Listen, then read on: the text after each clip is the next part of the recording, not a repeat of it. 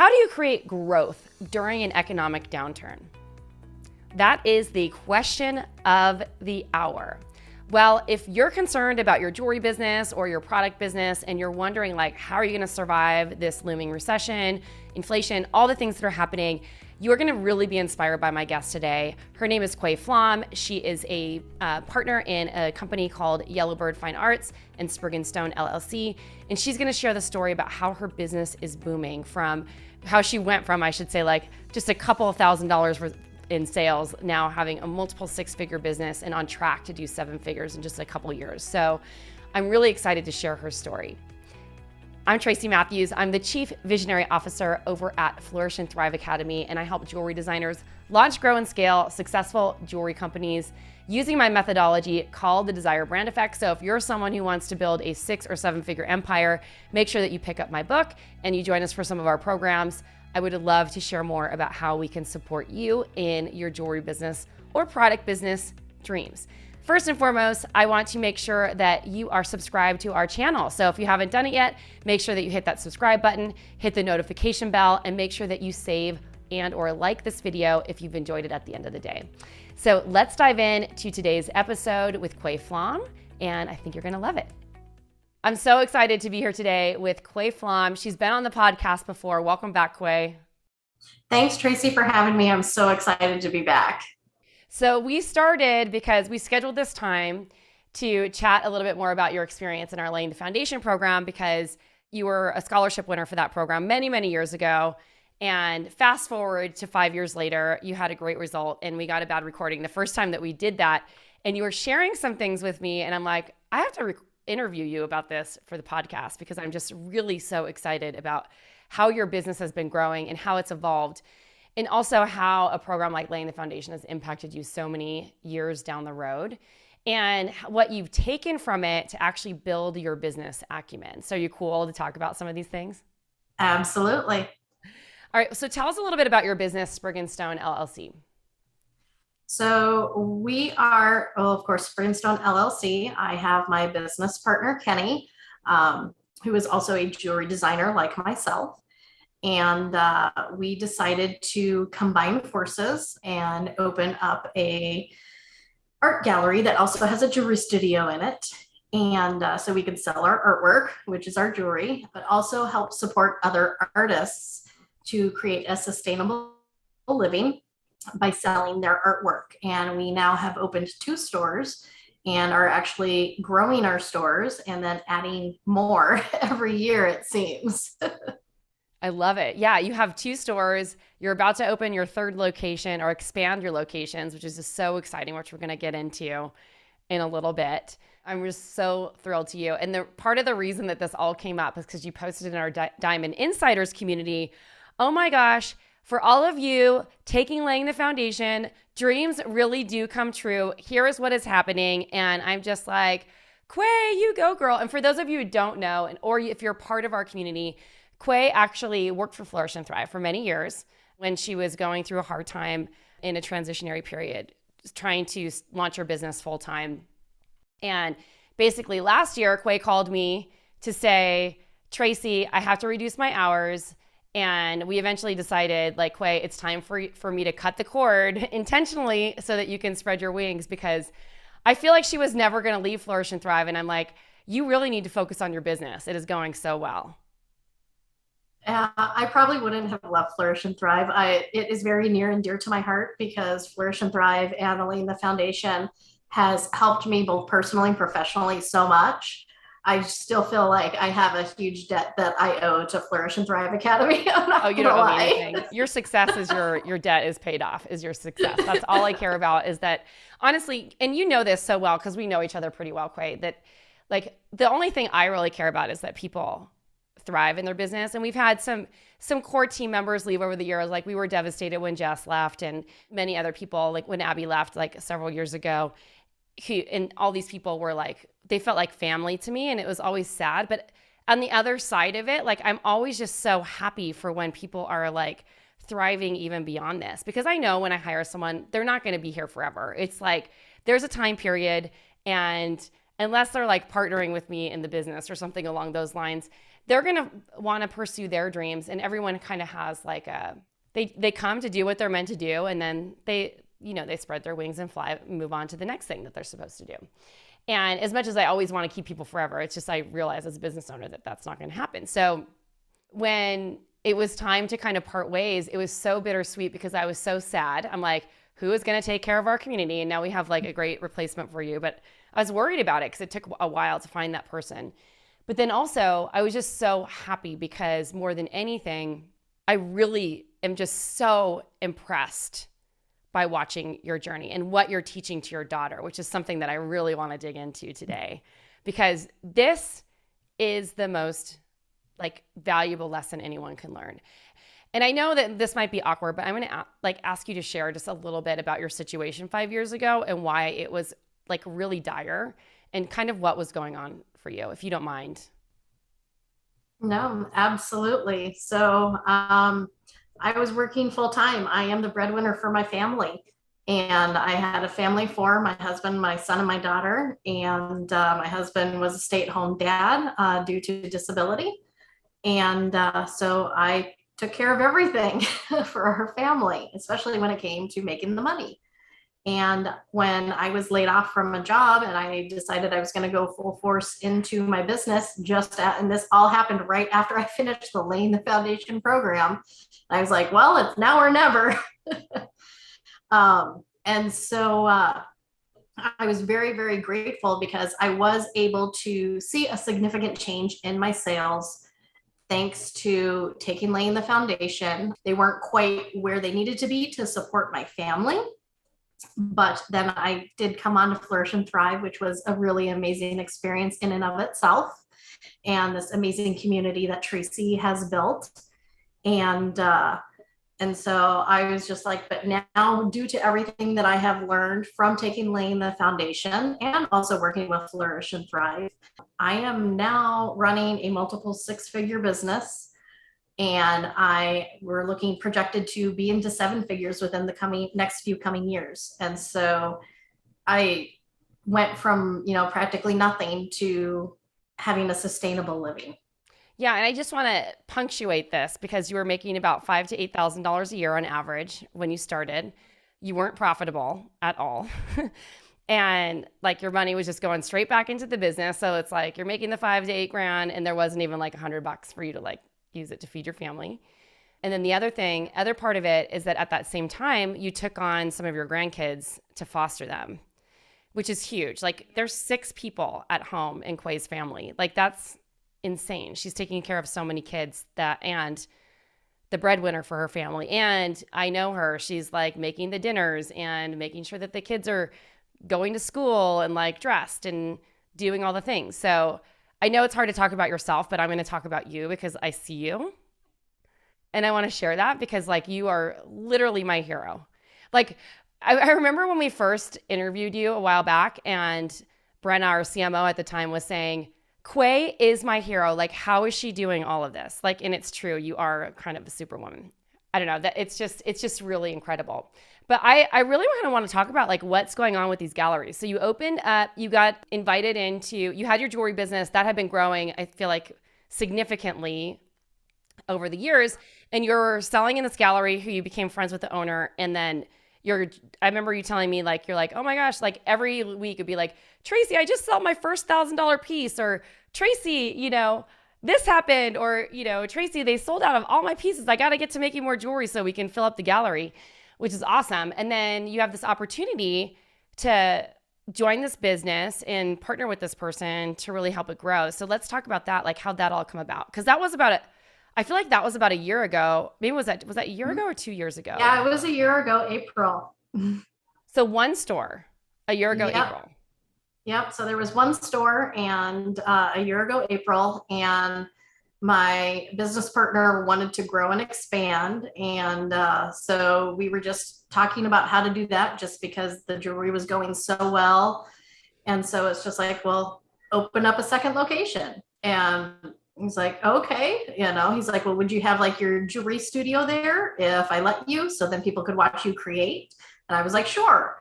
Well, I helped him to find a second location, and not even thinking anything really of it. I was just helping out a friend. So yeah, we were looking at a space, and he was just like, "Oh, it all sounds so great. The space is perfect." He goes, "Hey, can I talk to you out in the hall for a minute?" And I was like, "Sure." And he's just like, "Okay, I want to do this." He goes, "But I'm gonna need your help." And I'm like, "Sure, I'll help you out however I can." He's like, "No, I need your help. I want you to come on as a partner." And I was like, "Oh, you want that kind of help?" And so not only with, everything else. And so I was just like, "I'm going to tentatively say yes." I said, because I do have to talk to my husband about it. And so I said, but I said, more than likely, I'm sure it will be a go. And so, yeah. And then that's how that all got started. And here I am just a little over a year later, with multiple businesses and making a sustainable living. Well, the cool part about that is like you're just like, yeah, you know what? I can come on full time for Flourish and Thrive. And then you call me like 2 days later. You're like, remember when I said I could come on full time? Well, I didn't really mean it. Here's what's happening.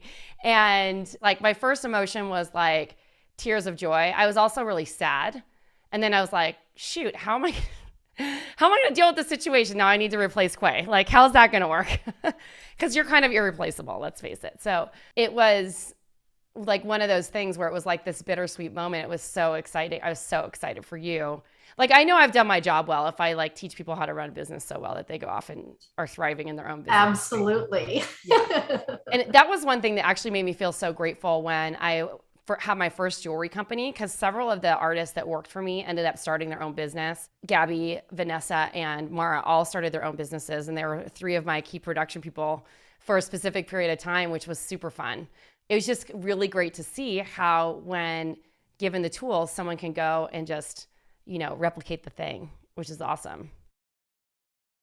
Which you have given us all the right tools, Tracy. Well, thanks, Quay. Not to that was not to toot my own horn. It was just like I get really excited because like I wouldn't be doing this if I didn't see people growing. This is not about the money for me. Trust me, it's so much work. So I wanted to ask you. Okay, so you start out a year ago with one store, then you open up the second location. That's when you go into the business, and you told me something in the pre-interview that. This conversation all started because you posted in our Diamond Insiders community saying like, dreams that come true, keep working the program. I can't believe this is happening. Pinch me right now. Something along those lines. And so they're expanding their store because business is booming so hard. And we're in the middle of a recession right now. So I want to hear a little bit about like what's going on in your business and what are you doing right? And how are you getting customers to come in the door? How are you continuing to like get them to buy from you again and all these things. So let's break that down. Well, we can start with the expansion of our flagship store. We are expanding into a new building. We will be doing that next spring because the building is being built to suit for us. And we're doing that because we just have only so much square footage and we can only put so much product in the store, but we're moving so much product that we have bare spots on the walls. Yeah. For art. And it's just like, and sometimes our artists can't get us work fast enough as we're selling it. And so we're hoping that with moving into a bigger space, we can also bring in even more artists because we already are at over 100 local and regional artists between our two galleries. And that's part of your value prop, right? You want to make sure that you're carrying local, regional artists and yes, fair trade absolutely. And all that stuff. Cool. Awesome. And so we figured with the bigger space, then we can have room for backstock and be able to sell even more because we'll have a bigger space, which means more people can be in the store at a time shopping as well with more square footage. But we're also going to, once we make that move, keep our smaller shop and we're going to turn it into another spin-off of our business just because we currently sell like rock specimens, beads, cabochons, and stuff for other jewelers and people who just want to go and make themselves a one-off bracelet or necklace or whatever it is that they choose to do. But we're going to grow that to where we're carrying even high-end mineral specimens, as well as it's going to be a rock and fair trade shop because we found that there's a lot of fair trade items that are made by small batch makers that are really great products and really fit with what we are trying to do. So it's with the fair trade, we will be able to also help other people across the country who are small business entrepreneurs and have the same values that we do. So that's really important to us too when we are looking at our fair trade product, is do their values align with ours? I love that. It's so great. So your store is expanding, you're selling out. Like, how are you dealing with like these inventory issues to keep production up? Are you like starting to stockpile or pre-order, or how does that work? So that is why we brought in fair trade as well. We actually have, I think, 8 jewelry designers, which includes me and my business partner. So we have 6 other jewelry designers who are bringing in jewelry besides us. So then that way we are not having to create all of the jewelry. We also have a jeweler's apprentice who creates for us in our design style. Then we're hopefully taking on another jeweler's apprentice. So we're hoping to have 2, one in each location. So then that way they can help us with, like, I don't need to be putting the chains on all the pendants I make. I can give that to somebody else to do. Anybody can put a pendant on a chain, And that is one of the things that laying the foundation of Flourish and Thrive Academy has taught me, is I need to be doing the really, really important stuff, and all this other stuff can be designated to somebody else. Look at you, master delegator, boss lady. I love it. It's taken a while. It's hard to let go of that stuff sometimes. I'm not going to lie about that. It's hard to let it go. I know, which is so I wanted to ask you just like, okay, so you're planning for inventory, and part of the way that you are getting more inventory and volume is by bringing in other artists so that you can keep the sales rolling in. Because this is a retail location, so it's a little bit different than just having a standalone jewelry business or a standalone jewelry store. But I think that's a smart business move, because you're leveraging other people to build your own business as well, because you're limited in quantity, because you're a maker and you're also ambitious.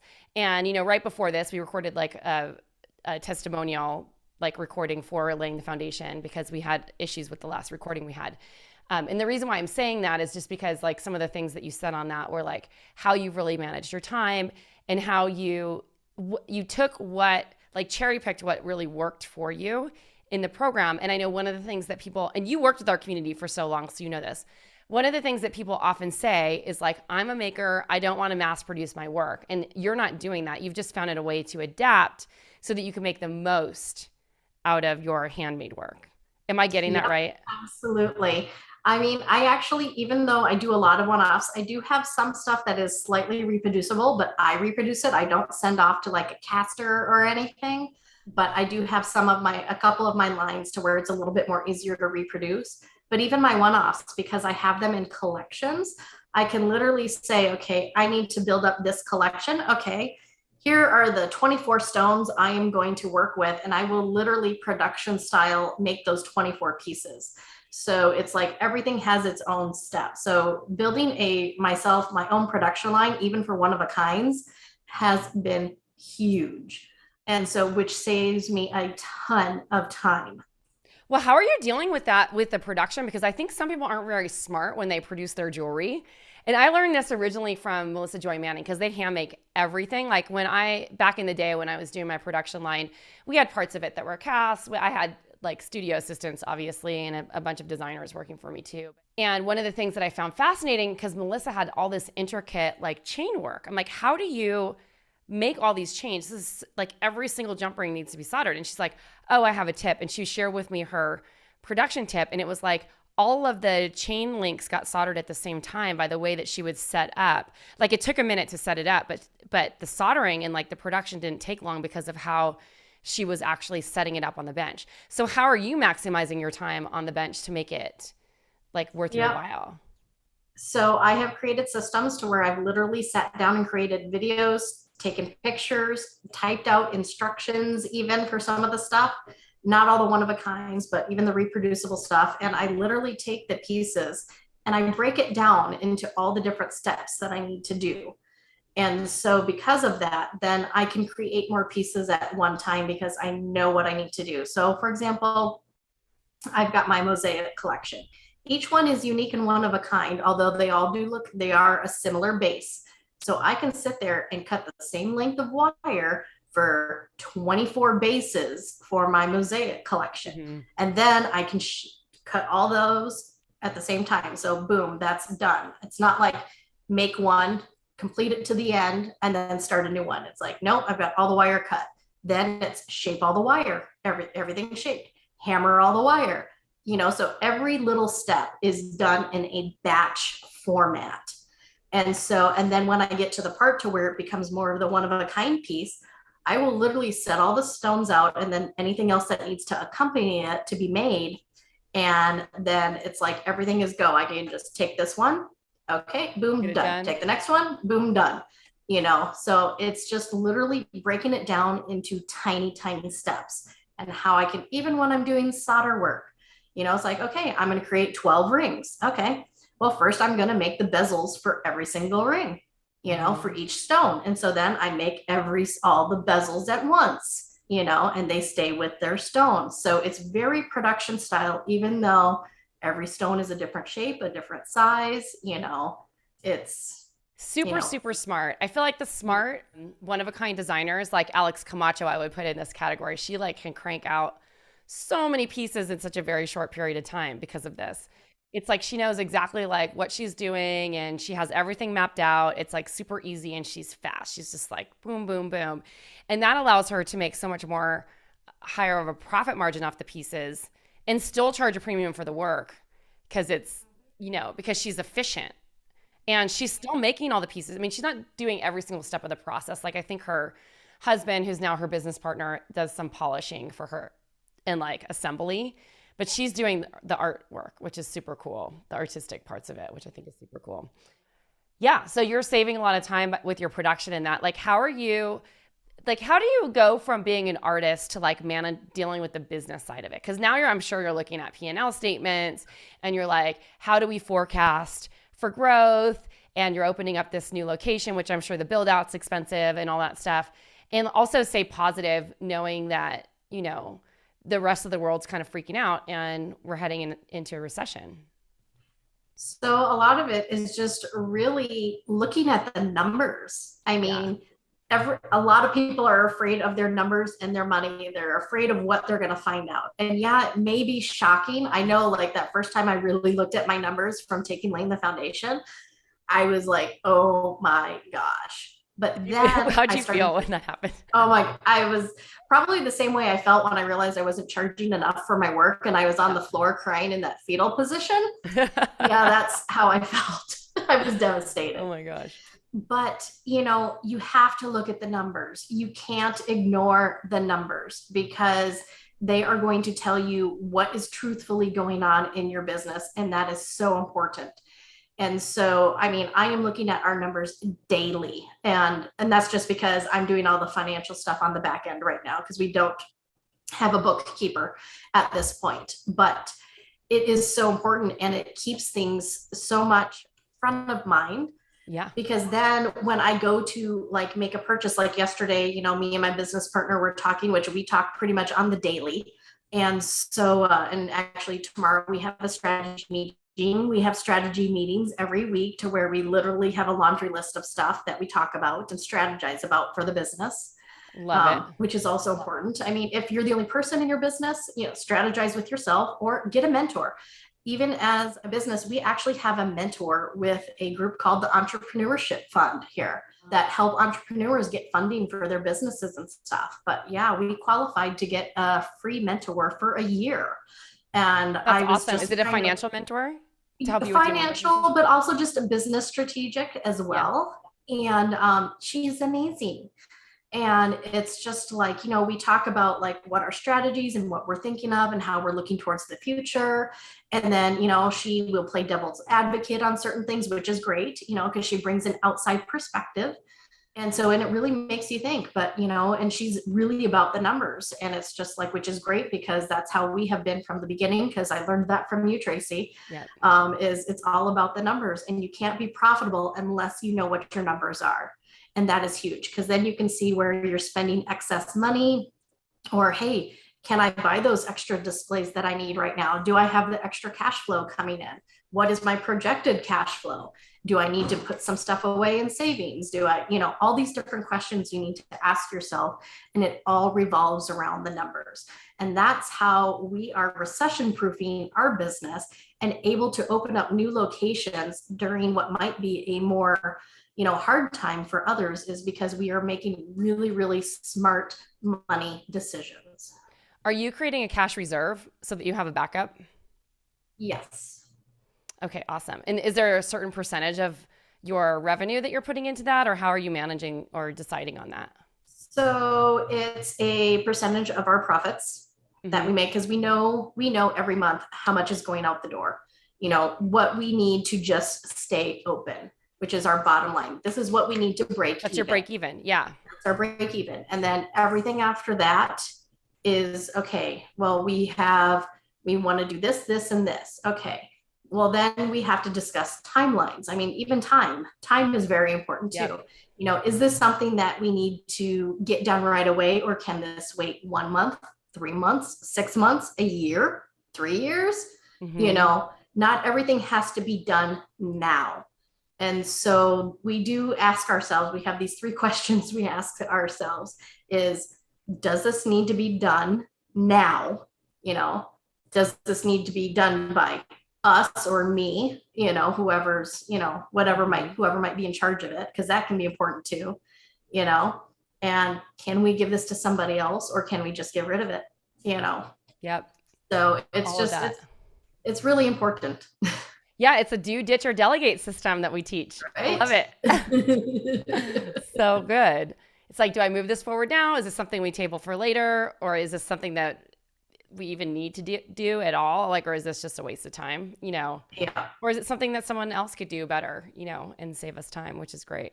we all have a lot of great ideas. Even with my jewelry, I'm just kind of like, oh, there's all these new things I want to do. So, well, that's research and development versus, ooh, this collection's almost out. I probably should focus on that, build that collection back up, then work on my research and development, See, of a new line. let's talk about that a little bit, because I think people who are creative, they just keep wanting to go to the new idea instead of thinking strategically about what is actually working. And so I do this all the time. Like our ads team was like, Tracy, instead of creating a new workshop or event, why don't we take a look at what actually worked really well before and try to replicate that again, because we know it works. And I'm like, oh yeah, that's a good idea, Mhm. And it's just natural as creatives, we want to create new things. We want to, because we get a little bit bored, but like there's a balance between leaning into your creativity versus leaning into like being a smart business owner, right? Absolutely. So how do you, like, you just refocus and you're just like, well, this is what I know this is going to sell, so I'm going to focus on that. And then when I have X time or X like extra resources or funds, then we can focus on the new collection. Yeah, and that's pretty much it. It's really, what is of utmost importance right now? What absolutely has to be done right now? Yeah. And so, like, I just had my first show of the season, and I'm still doing shows, but Mhm. they are the select ones, and they're based on driving traffic either to our website or our brick and mortars. And so it's great when we do really well at the shows, but our ulterior motive is always to get them into our brick and mortar stores. Yeah. And And well, also, but feed both, right? You're like feeding the yeah, website and the brick and mortar, yep, at the same time, which is great. And this is yep, like where you kind of get absolutely. that you're using like all of the sales channels to work each other, which is very smart. Hmm. Yep, Great. and social media to get people into our stores, to our shows, on our website. I mean, our newsletter. It's all cyclical. It's just a big circle, and it keeps helping each other out. I love it. Thank you. That's so great. So, Quay, is there anything else that you would like to share? Any final words of advice that you'd like to give people who are kind of freaking out? Maybe they have a brick and mortar, or maybe they just have a jewelry brand who really want to prepare well for a recession and recession proof their business. First things first, get your own standalone website. I mean, if we could all learn anything from what happened with the pandemic, is that online shopping went through the roof.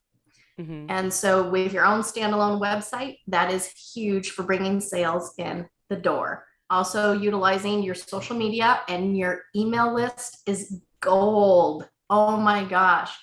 That has, I cannot tell you how that has helped us so immensely. And anytime we run a new promotion or we get a new artist in, or a new product, we are talking about it. We send out email blasts, we put out Facebook, Instagram posts. We're going to soon be on TikTok, and I can't remember the other one. I don't have to worry about Snapchat or no? Else doing it. What's the other one? Twitch? I don't know. I can't remember. Snapchat. It's something else. Something I am not familiar with. So I'm glad somebody else is handling it. Okay, good.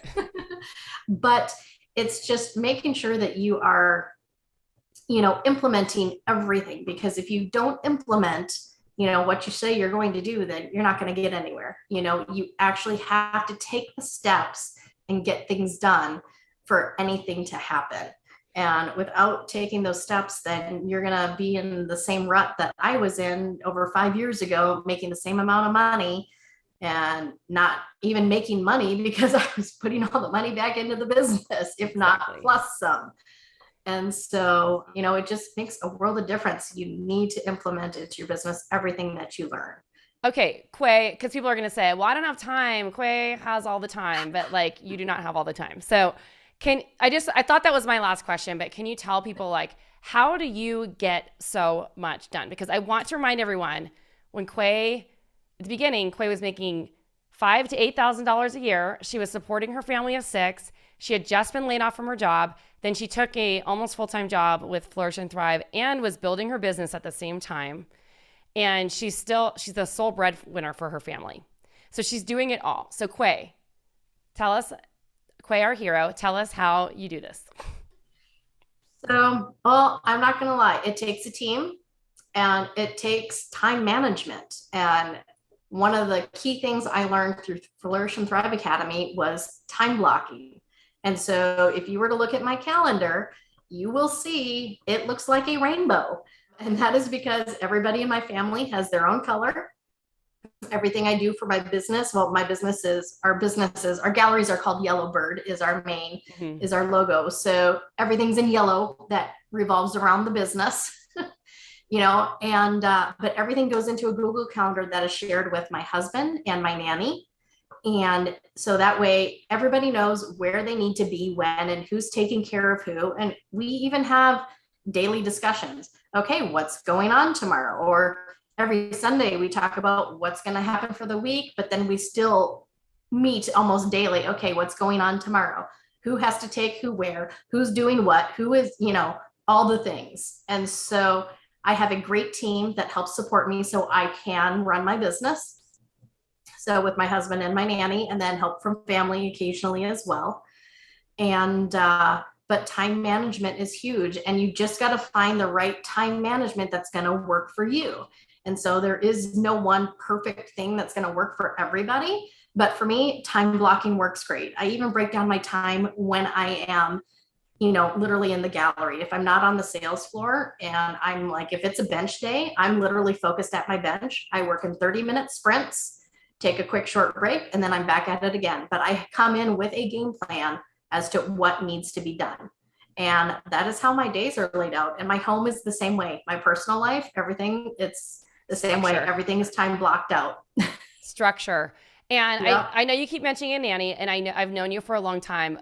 You haven't had a nanny the whole time. You could barely even afford to put food on the table at one point. So yes. When did you bring the nanny on so that people are clear that this is not a luxury you've had the whole time? It is not a luxury that we have had. We've had the nanny, I think, for 2 years now. Okay. Yeah. When things just really started growing. 2.5, maybe. I wanted to just talk about your daughter, Rosalie. We started talking about her in the pre-interview, and I started crying, you started crying. And here's something, in a world where people come from all different places and situations. And I remember when you came to us, you were in such a bad place. You really didn't have money to put food on the table. I could tell that you were really, really stressed. And the qualities that you've instilled in your daughter, Rosalie, are just so impressive, because every year you said something to me. I was like, how's Rosalie doing? And you're like, what did you say to me? You said something about her selling. What did you say? Oh, she is our little budding entrepreneur. Thanks to everything that I have learned with laying the foundation and Flourish and Thrive Academy, because I have taken a lot of those lessons that I learned, and my father had also instilled a very good and hard work ethic in me, so that helped as well. So my daughter Rosalie had a goal of wanting to take her entire troop to Girl Scout camp for the summer, and she had asked me what she would need to do that, because she had experienced camp to where it was just her and I. We got to go do family camp one year. It was her first introduction to camp. I figured that was the best one. And then she got to go the year after that on her own. And she loved it so much that she wanted to take her whole troop, which is almost 14 girls. Or I said, it is 14 girls, not almost. And so we discussed what she needed to do to be able to do that. And so she realized, during our discussion, how she had sold cookies previously was not going to help her quite reach the goal that she wanted to achieve. And so she would work a cookie booth at the grocery store, which was like for an hour or two. And then we reached out to family and friends in regards to, getting cookies from her. And so we were trying to come up with other ideas for her, and so she had literally asked me, well, can we sell at the end of the driveway? And we're in northern Minnesota. And I'm like, yes, we absolutely can. But it's normally during February, March, we have to sell. So you will find us bundled up on the side of the road in our driveway, and her cookies standing on top of the snowbanks, waving at every car going by, because she had a goal she had to sell at least 5,000 cookies to be able to send her troop to camp. And that was boxes, whether it was online or in person. And she ended up selling almost 7,000. And so she definitely more than reached and passed her goal, because she had that goal in mind. And, but thanks to what I had learned from my father and Flourish and Thrive Academy, not only did we sell at the end of the driveway, we utilized resources that we had, like social media, emails, and I helped Rosalie get on TV. I sent in news tips to our local news stations, and they put the word out there where like people could find her. And now, because of all of that, and we continue to do that now, she has repeat customers. So she doesn't even have to work as hard to get customers, new customers, because she has repeat customers, and they come looking for her every year. That's so great. What did she say to you? You said something about she's like, yeah, well, Mom, I know that if I don't do this, then what did she say? So she said, Mom, she goes, cookie selling's really hard, and there are days that I just don't want to do it. She goes, but I want to send my troop to camp, so I know I have to do it. So I need to go to work. So now her cookie selling is her job. She calls it work. I want to really acknowledge you, Quay, because so many people could have been in your situation and really let the situation take them down and say well, that's not me. I can't do this. And look at where you are right now. You have a multiple six-figure business. You're teaching your daughters how to be successful just in general, have the mindset of a successful person, that knowing that if they set a goal, they have to do the work to reach it. And I think if we can all learn anything from this entire interview today, it's what determination and hard work can bring anyone. It doesn't matter where you are. I mean, you are I know it didn't probably really come out, but I say this so much, you were in such a bad situation and you played it off like everything's fine. I'm going to be fine. But you had to take in food and stuff like that, to support your family in the very beginning. And I remember that because you were taking in your foster kids, who are your grandkids and all that stuff. And I know that it was hard. And I just really want to acknowledge the legacy that you're leaving for your children, because that's the biggest thing that any of us can do, right? Is to pass down our success habits. So you are such a rock star, and I want to remind you of that. Thank you. Not just setting, but showing, our younger generations, what success looks like, and not giving up. is so important. And so that's why, I mean, I will take on and teach young kids how to make jewelry. I'm hoping to inspire the next round of jewelry designers. I mean, I didn't even get into that. I'm going to be starting like teaching my own silversmithing classes, wire weaving classes, to where people can come and learn how to become a jeweler. And I'm super excited for that, because it's just like to inspire those that are younger than us. Because I know I was inspired by others who came before me. Yep. And to continue that legacy on. And so, and I hope that my kids and grandkids will do the same. I hope that they will, you know, continue to set those examples the same way that I have. It's so inspirational. So thank you. I'm like, need to redo my makeup for the next interview. Quay, thank you so much for being here. If people want to stock your stores online, where can they find them, or in person? So you can find us in Duluth at Yellowbird Arts, yellowbirdartsduluth.com. Our other store is in Grand Marais, Minnesota. Sorry, I should have said Duluth, Minnesota, because so you all know I'm in Minnesota. And that is Yellowbird Fine Art. And we are also Sprig & Stone LLC. So, and you can find us there as well. Thank you so much, Quay. Thanks, Tracy. It has been a blast as always. Thank you so much for watching this episode today. If you are curious to hear a little bit more about the Laying the Foundation program that Quay Flom spoke about, you can head on over to flourishthriveacademy.com/LTF. Our Laying the Foundation program is our signature program that is centered around the Desire Brand Effect methodology. It is designed to help you grow a 6-figure empire and help you launch, grow, and scale your business in a way that works and is aligned with what matters most to you. So if you're interested in learning more about that, head on over to flourishthriveacademy.com/LTF and check it out.